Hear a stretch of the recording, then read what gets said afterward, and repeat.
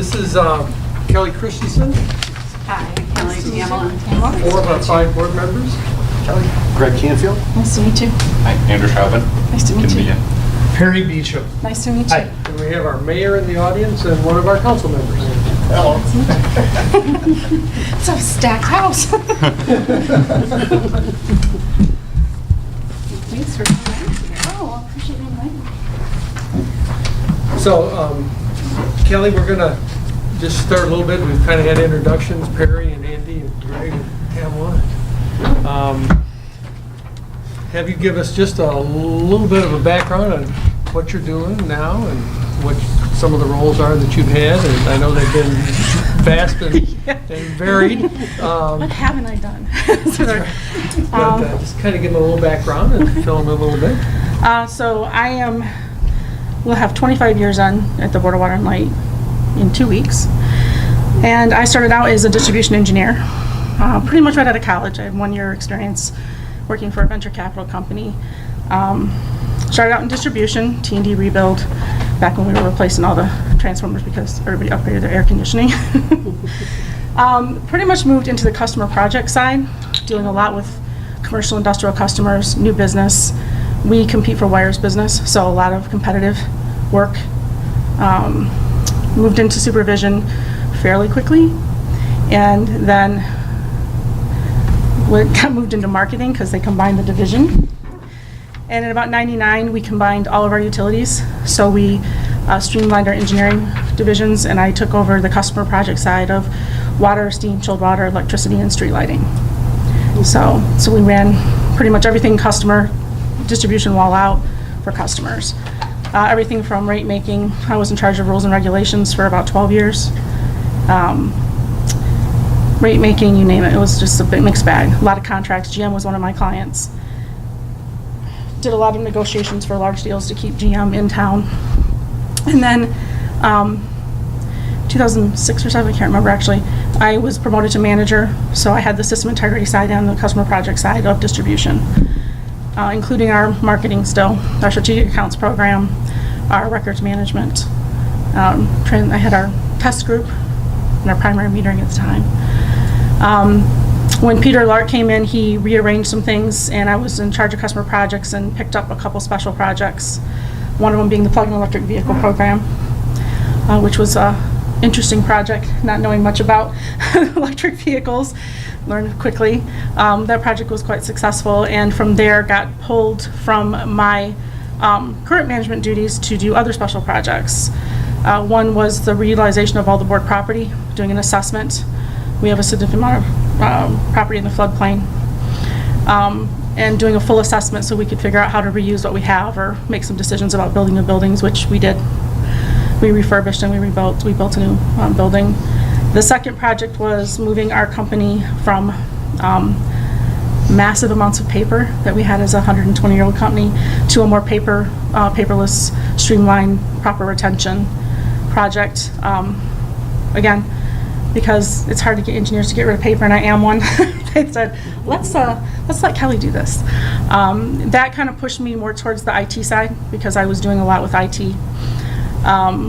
I had been working on and off during those years on a smart grid, trying to get us going and get us started. So once that project kicked off, they moved me full-time onto smart grid, and quickly realized that to do smart grid, we needed to do some other things. So we are now, have a lot of projects in the fire, and I now actually work for the CFO because she has our IT and our enterprise solutions. And I'm implementing smart grid, we're updating our CI system, we're converting our GIS, and I'm just getting ready to kick off the replacement of our OMS system. So I'm basically like the business consultant because I've touched all the different departments. I worked a ton with accounting and finance because of the rules and regs and the rates, proposals. I designed the rate for our plug-in electric vehicle program. So I've kind of spanned across. The only place I haven't really worked is the power plants. The rest of it I pretty much kind of touched. I'm kind of a cross-business person. I like to make sure that if I'm going to make a change in one place, it's not going to break other things in other departments. So that's what I've been up to. I've got, we recently had a cyber incident at the board. I'm sure you read about it. And so long hours for the last month trying to help bring everything back up and keep some projects moving. And we picked up a few more projects to kind of needed to be moved forward faster to keep us secure. So that's kind of what I've been up to. It's a lot. I'm sure there are rules in there I forgot, but. And then if you just tell us a little bit about what interested you about. So what interests me about Lowell is one that it's in Michigan, because I'm a Michigan girl. I've lived here my whole life, and I'm really looking to take that next step into executive management. And when Mr. Lark came in, he kind of filled those positions with people that really aren't going anywhere fast. Our CFO was the only person who really got replaced, and so, I kind of feel like I've seen everything come around a couple times with the fourth general manager, and I'm kind of ready to do something that's more unique and new, and something I like the idea of moving to a smaller utility.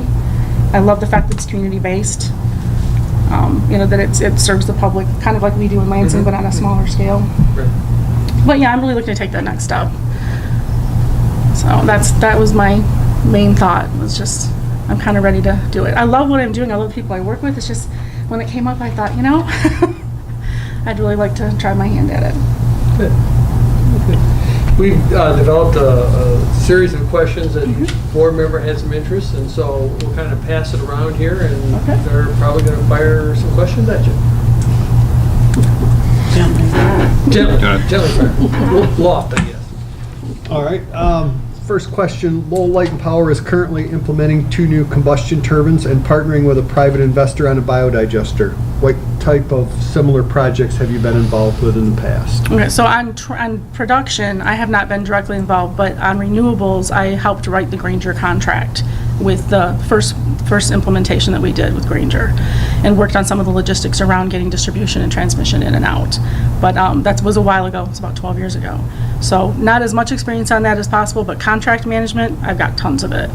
That's something that's near and dear to my heart.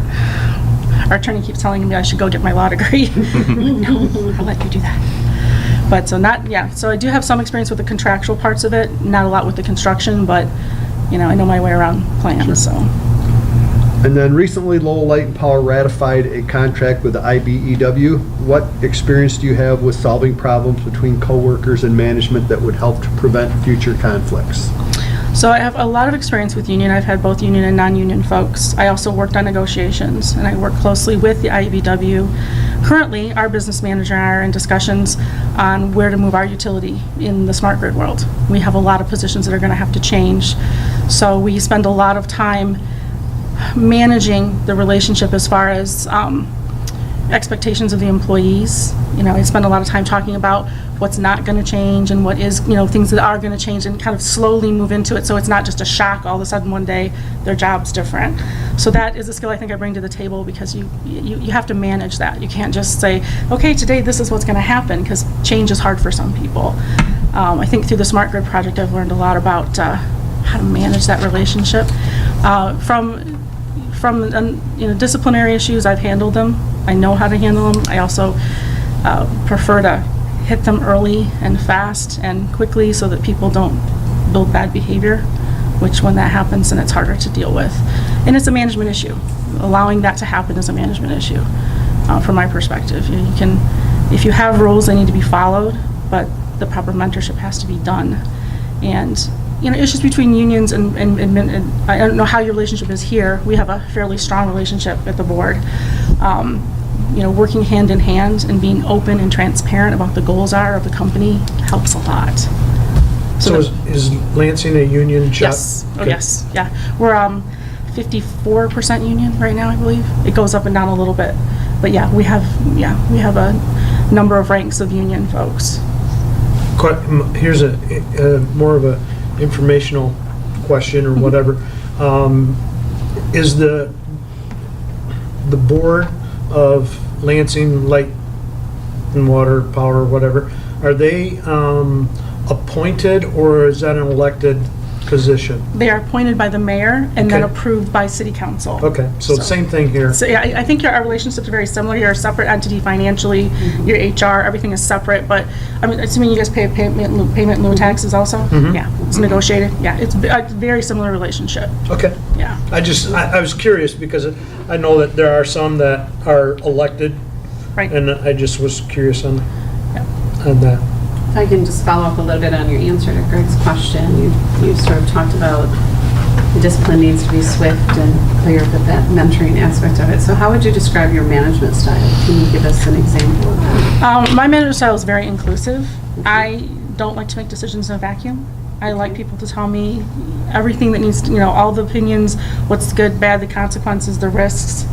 I have something to learn from everybody.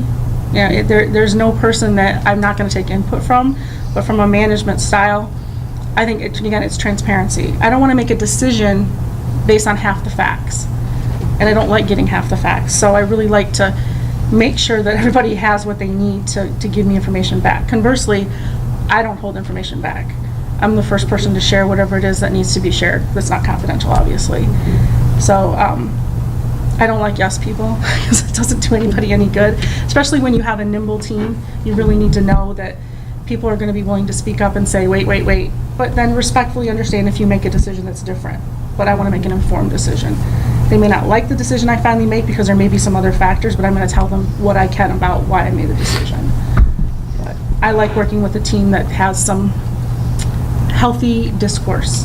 It's good to have that conflict, because then you find out a lot more about what you don't know and what each other don't know. When everybody's just nodding their head, you're like, what are we missing?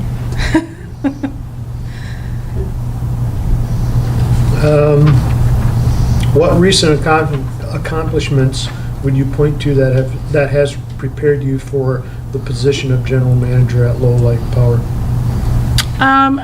I think the number of projects that I'm able to handle across businesses for me has been a big one. I think the interaction with the plug-in electric vehicle program and my ability to bring not only our community but help the state bring their folks together kind of made me feel like, okay, I can do this. Recently, I've been working with the Smart Grid project, and we've been fairly successful in our community of keeping that tenor down that you often hear. And I live in a university town, so it's a natural thing that we have. We have a lot of highly educated folks that have a lot of diverse opinions. And my ability to work with that community and then work with our internal staff, because, sometimes you wonder why you work for a utility if you don't like your customers. So you have to say, wait. They have a right to ask the question. We just need to find the answer. So I think that my ability to do that helps me feel that way. And I have managed up to 60 people at a time before. It's not really a stretch for me. I'd like to get back into that. I like working with the teams I'm working with now, but I do like actually having the management title and being having that influence of leading and setting an example and directing where we're going to go as an organization with the employees' input. And I think right now my role is I'm doing that, but it's more behind the scenes, and it just feels like it's time to move to the next step.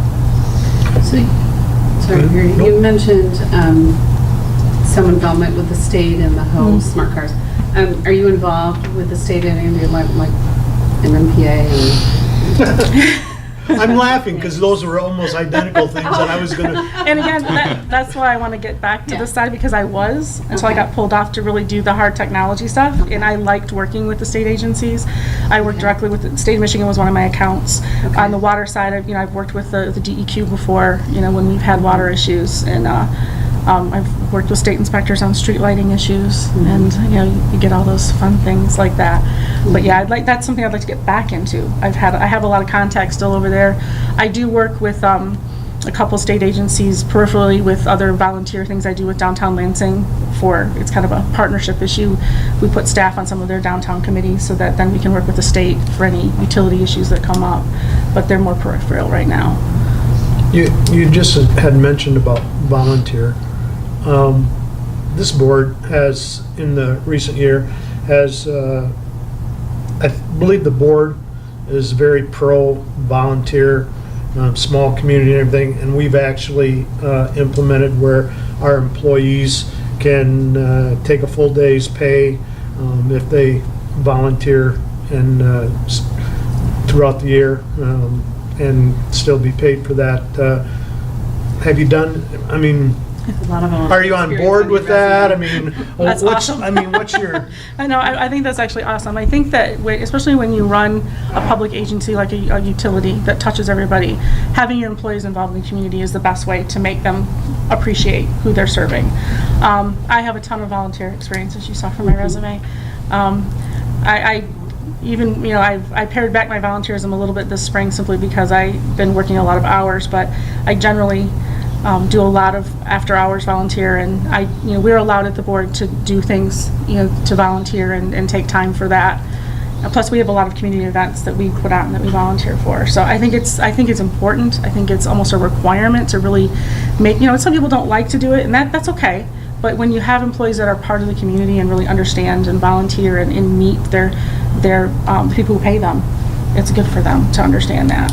So if you were the general manager, how would you see yourself getting engaged in the community here in Lowell? It wouldn't take me very long. I would probably be interested in the downtown business district if you have one, and seeing what other opportunities there are. No Kiwanis Club, sorry. Nah, We do have Rotary. Well, that works. But there, I would find things because it's just kind of in my nature to volunteer and do things. Would not take me long. what do you know about Lowell? Not a ton. I do know that it's a fairly tight-knit community, and it's a smaller community. And 3 months ago, I had more research done, but I lost the month of May working 16 and 20-hour days. So, but I would find out quickly.